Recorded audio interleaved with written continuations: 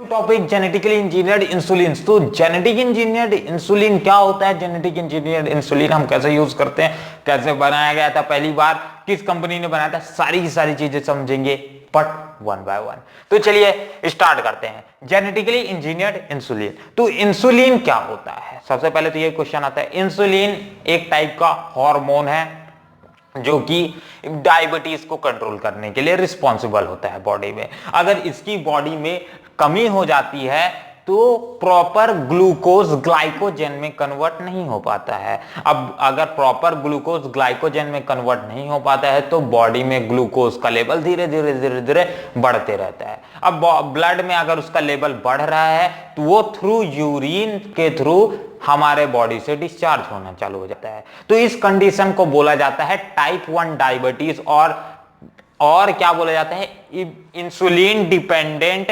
Diabetes मिल्टस। और क्या बोला जाता है, इंसुलिन डिपेंडेंट डायबिटीज मिल्टस भी बोला जाता है। तो ये दो बेसिकली फेमस नेम है, टाइप 1 डायबिटीज और insulin dependent diabetes मिल्टस।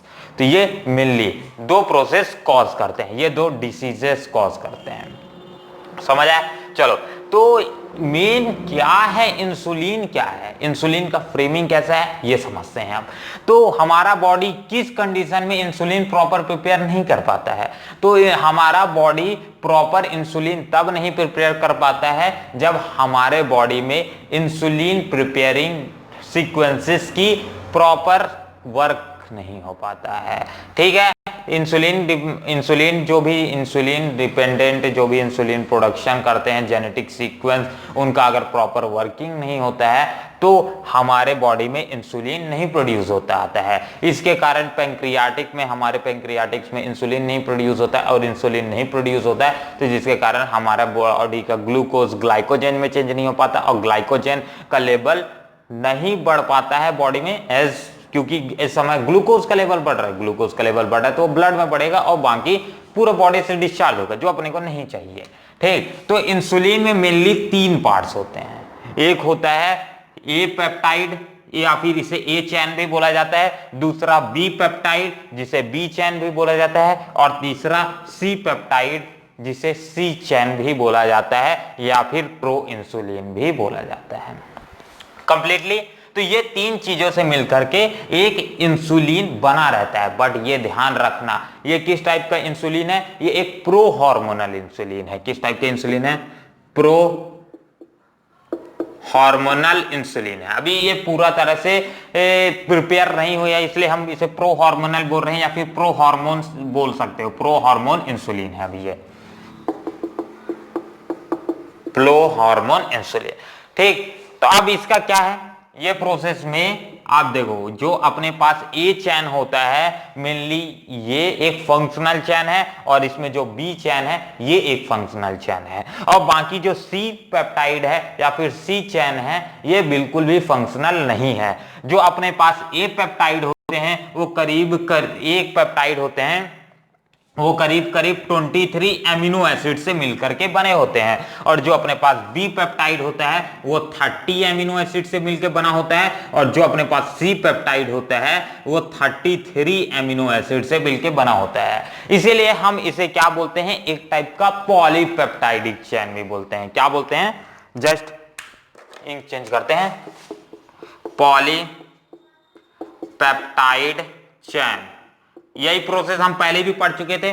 Polypeptide chain क्या फॉर्मेशन करता है, फर्दर पॉलीपेप्टाइड चेन प्रोटीन की भी फॉर्मेशन करता है, हमने यही पढ़ा था। ठीक है ना, ट्रांसलेशन प्रोसेस में पढ़ा था। चलो, तो ये अपना प्रोसेस छोड़ते हैं, यहां पर घुसते हैं। तो ये सारे के सारे मेनली फंक्शनल हैं, जिसमें से प्रो इंसुलिन यानी सी पेप्टाइड बिल्कुल फंक्शनल नहीं है, उसे रिमूव करना पड़ता है क्योंकि हमें प्रो हार्मोन नहीं चाहिए, हमें सिर्फ हार्मोन चाहिए। तो उसके लिए हम एक प्रोसेस करते हैं। बट जो एक और हिस्ट्री सुन लो जस्ट इसी से पहले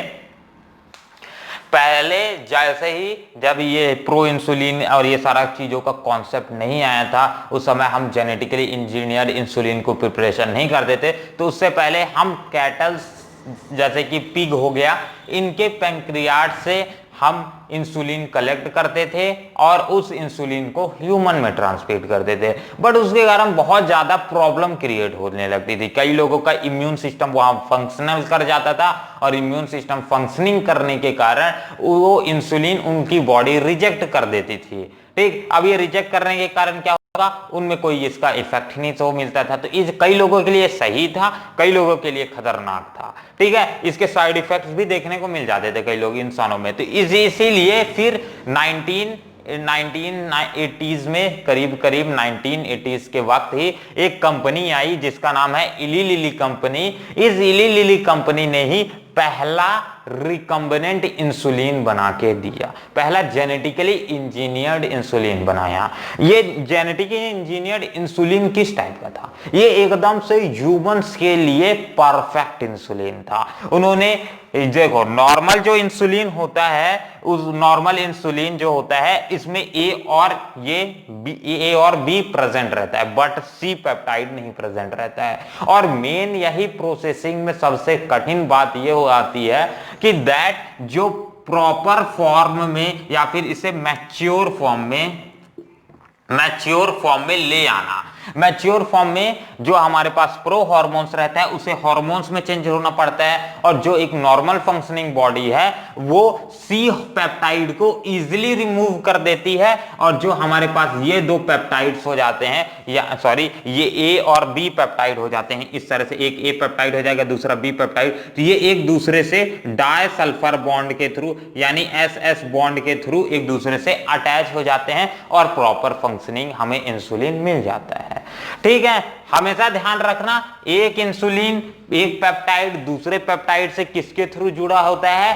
डाई सल्फर बॉन्ड के थ्रू जुड़ा होता है। तो इली लिली कंपनी ने इसी कॉन्सेप्ट का यूज करते हुए क्या किया? सबसे पहले ऐसे डीएनए के सीक्वेंस को प्रिपेयर किया जो कि इंसुलिन प्रिपेयर किए जा सके। तो उन्होंने ऐसे पेप्टाइड ऐसे न्यूक्लियोटाइडिक चेन्स को प्रिपेयर किया जो कि ए के लिए कोड करे, और ऐसी तरह से उन्होंने इसी तरह से प्रिपेयर किया कुछ न्यूक्लियोटाइडिक सीक्वेंस का जो कि किसके लिए? बी के लिए कोड करे। अब वो दोनों को कोड, उस डीएनए सीक्वेंस को उन्होंने उस सेल से, उनके ह्यूमंस के सेल से आइसोलेट किया, उसे फर्दर एक ई कोलाई में स्टोर किया। ठीक है, ई कोलाई में इंजेक्ट किया, ई कोलाई ने उस दोनों को ट्रांसलेट कर दिया, ट्रांसक्रिप्शन और ट्रांसलेशन प्रोसेस कर दिया, मतलब ट्रांसलेशन प्रोसेस कर दिया, मतलब उसका नंबर इंक्रीज कर दिया।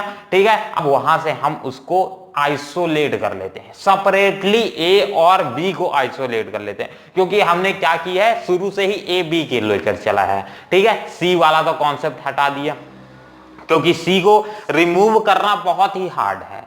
प्रो हार्मोन से हार्मोन क्रिएट करने में सबसे बड़ी दिक्कत क्या आती थी कि हम प्रो इंसुलिन को रिमूव ही नहीं कर पाते हैं इजीली।